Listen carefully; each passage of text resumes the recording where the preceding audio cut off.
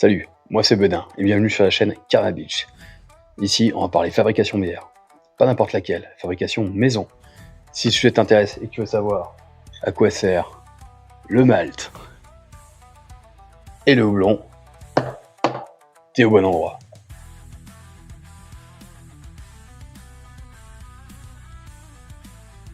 Et maintenant en théorie, comment faire une bière? Sur le papier ça donne... sur le papier, plutôt sur le frigo. Étape 1, on va faire une recette. Sauf si on achète un kit avec une recette déjà toute faite. L'étape 2 va être le concassage. On va venir broyer les céréales pour récupérer l'amidon qui est dans celle-ci. L'étape 3, l'empâtage. C'est là que le mot brassage va prendre tout son sens. On va venir brasser les céréales dans de l'eau, en différentes températures, et on va récupérer des sucres simples qui vont nous servir à faire de l'alcool et du CO2, des sucres complexes qui, eux, ne vont pas être mangés par les levures, vont rester dans la bière et nous faire des bières un peu plus rondes, un peu plus lourdes. L'étape 4 va être le rinçage. On va venir rincer les drèches et récupérer le maximum de sucre, juste avant de monter notre mou en ébullition. Ça va nous permettre de stériliser notre bière, mais c'est aussi à ce moment qu'on va venir faire des houblonnages. Au tout début, ça va nous servir à faire le côté amérisant pour la bière, et à la fin plutôt le côté aromatique, extrait des houblons. Ensuite, on va refroidir notre bière, car on ne met pas des levures dans un mou à 100 degrés. Enfin, on y met les levures, on ensemence, et on lance la fermentation. Au bout d'un certain moment, on peut commencer à mettre en bouteille, attendre un petit peu, et à déguster. Et maintenant, qu'est-ce que ça donne en vrai? Pour fabriquer une bière, il y a 4 ingrédients majeurs. L'eau, qui compose 95% de celle-ci en moyenne, le houblon, la levure et le malt. Dans mon cas, j'ai utilisé du malt pils et du malt de blé, auquel j'ai rajouté des flocons d'avoine et des flocons de blé. J'ai utilisé la levure verdante du laboratoire L'Allemand, qui permet de faire des bonnes IPA. Et pour le houblon, j'ai utilisé la variété Alora, qui donnera le nom à cette recette. Cette variété est censée donner des goûts de pêche, fruits du yuzu, melon, abricot et fruits de la passion. J'ai donc décidé de faire ce qu'on appelle une smash, single malt, single hop.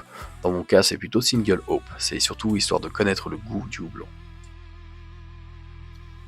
Première partie, l'empâtage et le concassage.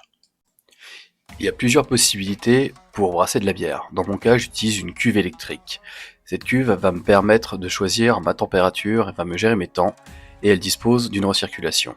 Donc tout d'abord, je vais faire chauffer l'eau. Pour ce faire, je vais choisir la puissance. Dans mon cas, je vais mettre la maximum à 2500 watts, le temps de 1 heure qui correspond au temps d'empâtage classique, et ma température. Je vais mettre 2 degrés supérieur à ma température cible, car quand je vais mettre du malt, la température va légèrement redescendre.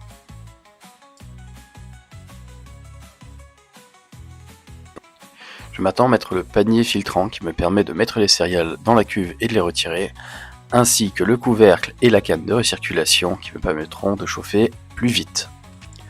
Et maintenant, la pesée. Pour ce faire, il me faut bien sûr une balance, le malt et ma recette où j'ai écrit toutes les masses. J'ai dans mon cas pris une balance à colis qui me permet de peser des grosses masses et surtout d'avoir un écran déporté, beaucoup plus pratique pour la lecture.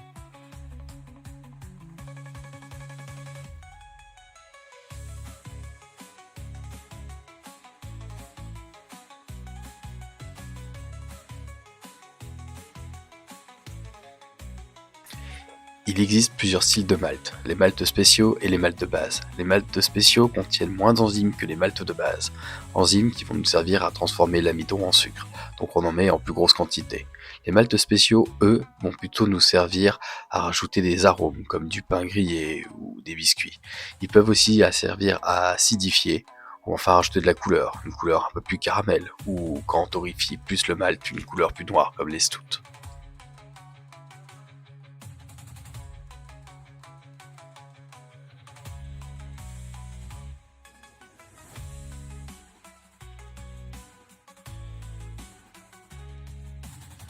Et maintenant, la partie concassage. Le concassage sert à récupérer l'amidon qui est contenu à l'intérieur de la céréale, en essayant de garder la cosse de celle-ci la plus intacte possible pour la filtration ultérieure. Avec ce type de moulin, on peut choisir le réglage qui nous permet d'écraser le malt sans forcément faire de la farine. Farine qui va se déposer au fond de la cuve et risque de cramer. Comme on peut le voir ici, la céréale est broyée, mais on a essayé de garder la cosse pour la filtration et on n'a pas trop de farine. On peut choisir de moudre à la main ou la méthode que j'ai préféré utiliser, une visseuse, histoire d'aller plus vite.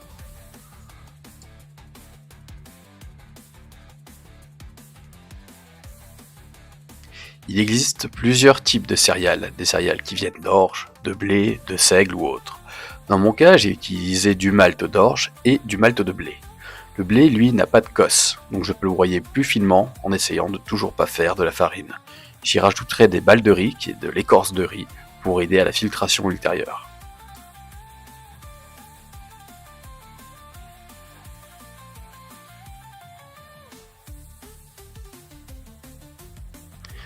C'est toujours plus sympa quand on brasse pas tout seul.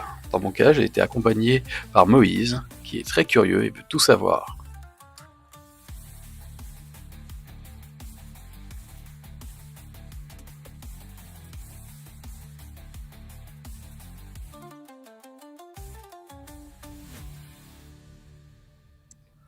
On peut utiliser aussi autre chose que des céréales maltées ou non maltées, comme des flocons, pour ajouter un peu plus de corps à la bière ou une meilleure tenue de mousse. Ici, j'ai utilisé des flocons d'avoine et des flocons de froment, du blé.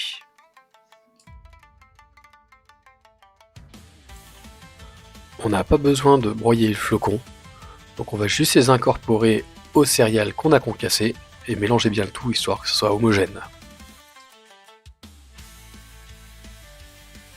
Je vais maintenant commencer la phase d'empâtage à proprement parler, c'est-à-dire quand je vais mettre les céréales dans l'eau.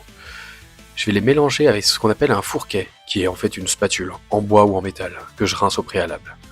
Je règle ma température pour qu'elle soit à ma température cible, et j'incorpore doucement les céréales, en mélangeant régulièrement. Quand on met les céréales dans l'eau trop rapidement, ça risque de faire des blocs compacts, avec à l'intérieur des céréales qui seront toujours sèches, pas en contact avec l'eau, et donc ne permettront pas d'avoir ces sucres. Pendant toute la phase d'empâtage, je vais venir régulièrement, toutes les 10 ou 15 minutes, histoire de brasser les céréales pour récupérer le maximum de sucre et avoir la meilleure efficacité. Le principe de l'empâtage est d'extraire de l'amidon d'une céréale. Ces céréales contiennent aussi des enzymes qui peuvent être activées à différentes températures pour faire des sucres simples ou des sucres complexes à partir de cet amidon. Quand on vise une température plutôt de l'ordre de 69 degrés, on va faire des sucres simples, qui pourront être mangés par les levure, et à l'inverse, une température plus basse, proche de 65 degrés, va nous donner des sucres complexes, qui eux, ne devraient pas être mangés par les levures. Le test à l'iode nous permet de savoir s'il y a encore de l'amidon contenu dans notre bière. Pour ce faire, nous mettons un petit peu d'iode dans un prélèvement, et si celui-ci noircit, comme sur la vidéo, alors il nous reste de l'amidon. Normalement, au bout d'une heure et demie, en fonction de notre empâtage, nous refaisons ce test et il ne devrait plus y avoir cette coloration noire. Le pH est aussi un paramètre important à suivre, car s'il est trop haut ou trop bas, les réactions d'alpha et bêta amylase, qui sont la transformation de l'amidon en sucre, ne seront pas favorisées et nous aurons une moins bonne efficacité. Pendant cette étape, il ne faut vraiment pas hésiter à aller brasser ces céréales. Cela permettra d'augmenter le rendement et l'efficacité de notre brassin, donc d'extraire plus de sucre, pour la même quantité de malt. On peut aussi, au milieu de notre empâtage, prélever une partie de notre mou, histoire de le déguster et voir quel goût pourra avoir notre future bière.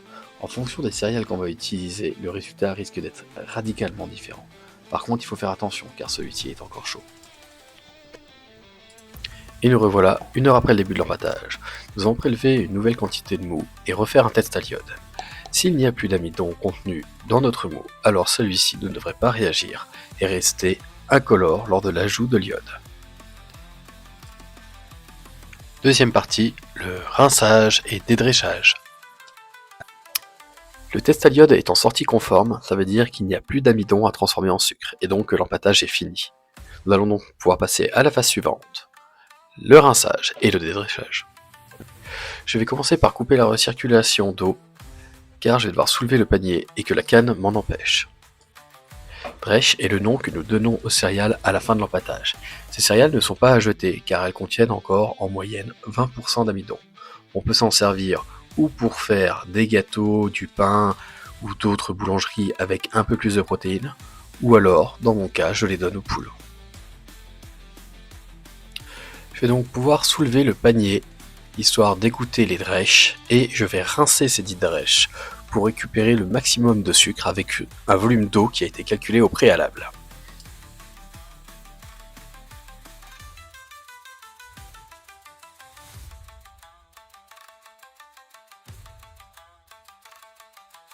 Je pose une grille au-dessus de mes céréales pour pouvoir rincer de manière plus uniforme toutes mes drèches.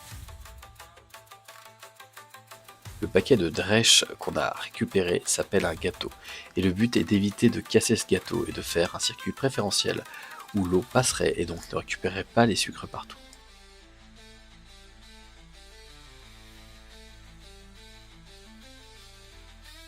L'étape de rinçage des drèches est importante, car elle va nous permettre de récupérer les sucres résiduels que contiennent encore les céréales. Ces sucres vont nous permettre d'augmenter notre densité initiale et donc le rendement de notre brassin. Par contre, il ne faut pas rincer avec trop d'eau, car là c'est l'effet inverse qui va se passer. On risque de diluer notre brassin, et donc d'avoir une bière moins forte. Et, dans le pire des cas, récupérer des tanins. Et les tanins, c'est bien dans le vin, mais pas dans la bière.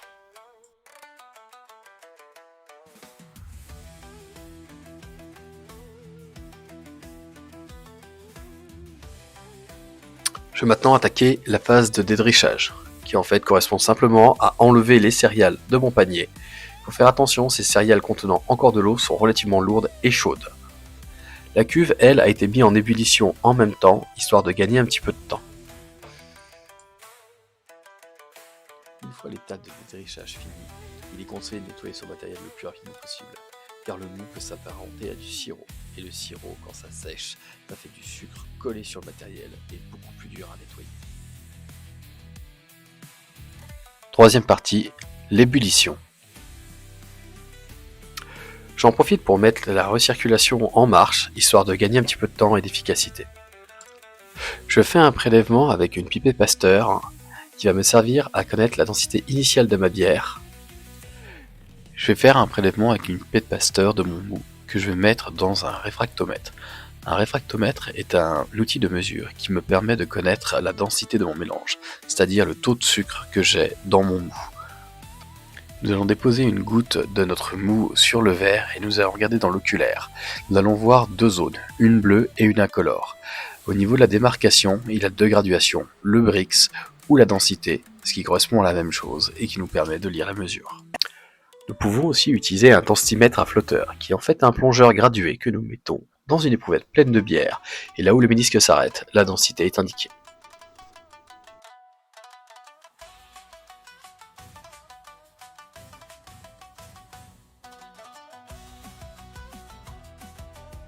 Pendant le temps que prend la montée en température pour arriver à l'ébullition, on peut profiter pour faire de la vaisselle et du rangement. Mais surtout, il faut faire attention, car si on couvre la cuve, au moment de l'ébullition, elle va beaucoup pousser et cela peut déborder.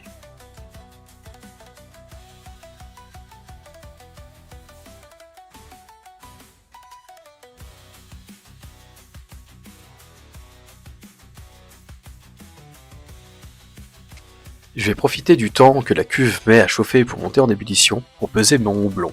Je vais l'utiliser à deux moments. Au tout début de mon ébullition, pour avoir le côté amérisant, et à la toute fin, plus pour le côté aromatique qui va être délivré par la variété Alora dans le cas présent.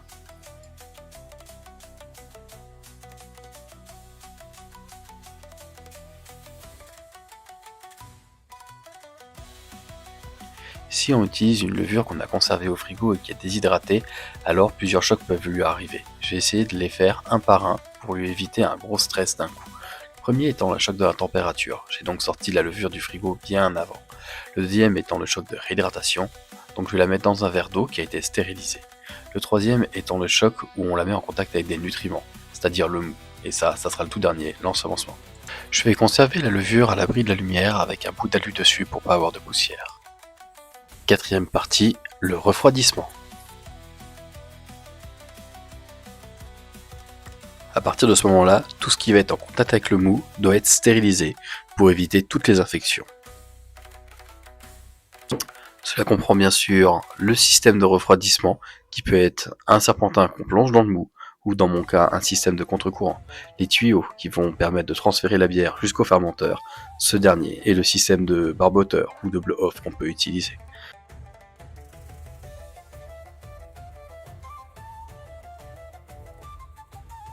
Pour stériliser mon matériel, je vais utiliser du Starsan, qui est un acide qui est compatible avec l'inox, qui correspond à une grande partie de mon matériel.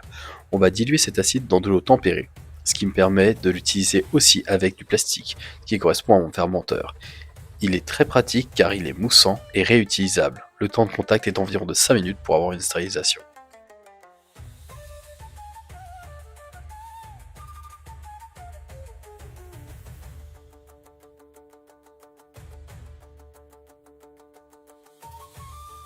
Bien que le Starsan soit un produit qui est vendu comme n'ayant pas besoin de rinçage après utilisation, j'ai pris pour habitude de toujours rincer une fois mon matériel à l'eau. Pour stériliser le contre-courant, je remplis un seau avec du stérilisant que je fais tomber par gravité dans le contre-courant qui va ensuite dans un autre seau. Je récupère donc le Starsan pour utilisation ultérieure.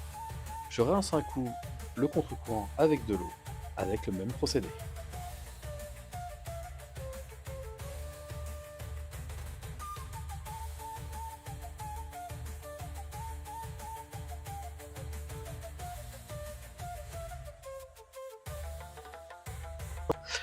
Il faut penser à faire la stérilisation du matériel avant la fin de l'ébullition, histoire que celui-ci soit disponible au moment où on en a besoin.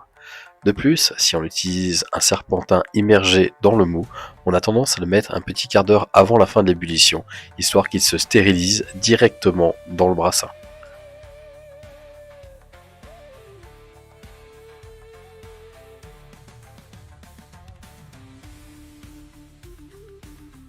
Et bien que cette étape soit rapide, me voilà en train de faire l'houblonnage en fin d'ébullition pour ajouter le côté aromatique du houblon. Il y aura en plus un dry hopping ultérieur. Le principe d'un système de refroidisseur à contre-courant, c'est un tuyau qui est dans un autre tuyau. À aucun moment les deux liquides ne sont en contact, mais ils circulent dans le sens inverse. Dans l'enveloppe extérieure, on va mettre de l'eau froide, et dans l'enveloppe intérieure, on va mettre la bière. On peut y ajouter, comme j'ai, un petit thermomètre qui nous indique la température à la sortie, histoire de pouvoir régler le débit. À la sortie de la recirculation de la cuve de brassage, il y a une vanne. Cette vanne va nous permettre de régler le débit de bière qui va passer dans le contre-courant avant d'aller dans le fermenteur.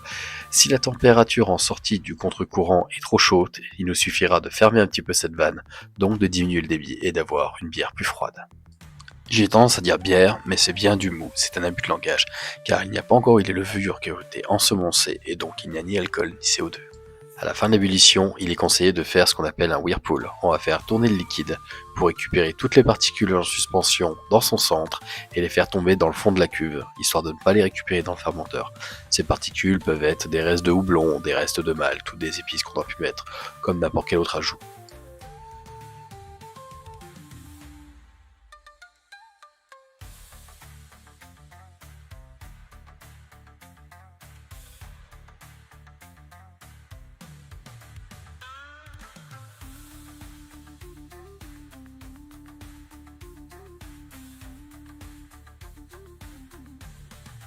J'ai relié la sortie de recirculation de ma cuve à l'entrée du contre-courant qui va permettre de refroidir la bière pour qu'elle arrive dans le fermenteur.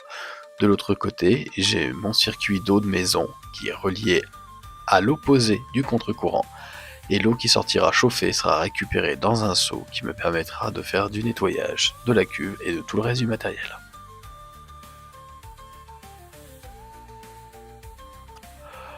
Pendant que je remplis mon fermenteur avec du mou qui est à peu près vers 20 degrés, j'en profite pour y incorporer les levures qui ont été réhydratées au préalable. Cette étape s'appelle l'ensemencement et ça lance le début de la fermentation.